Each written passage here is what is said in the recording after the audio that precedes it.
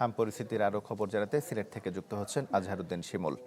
শিমুল, তমাল, সিলেটের পরিস্থিতি আসলে দিন দিন খারাপের দিকে যাচ্ছে এবং যেভাবে আসলে উদ্বেগজনকভাবে হাম এবং হামের উপসর্গ নিয়ে শিশুরা ভর্তি হচ্ছেন তা খুবই আশঙ্কার জন্ম দিয়েছে।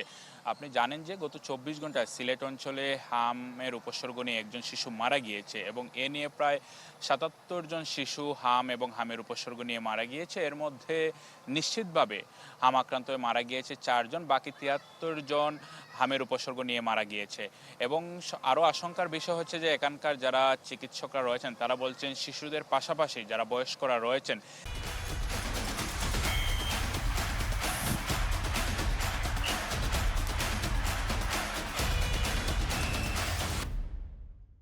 সিলেট অঞ্চলে তাদের মধ্যে কিন্তু হামের প্রকোপ দেখা দিয়েছে এবং ইতিমধ্যেই অনেকেই হামের উপসর্গ নিয়ে প্রাপ্তবয়স্করা ভর্তি হয়েছেন এবং একজন প্রাপ্তবয়স্ক রোগী যিনি ২২ বছর বয়সী তরুণী তিনি মারা গিয়েছেন বলে আমাদেরকে কর্তব্যরত চিকিৎসকরা নিশ্চিত করেছেন।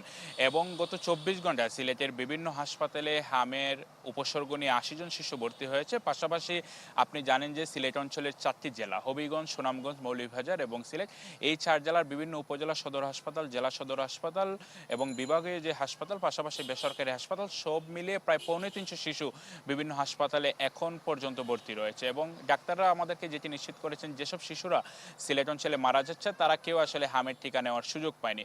এবং ডাক্তাররা যারা অভিভাবক রয়েছেন তাদের প্রতি আহ্বান জানিয়েছেন এখনও যেসব শিশুরা ৫ বছর বয়সের নিচে রয়েছে তারা যাতে নিকটস্থ যে ইপিআই কেন্দ্র রয়েছে সেখান থেকে যাতে আসলে টিকা তারা সংগ্রহ করেন সেজন্য তারা আহ্বান জানিয়েছেন।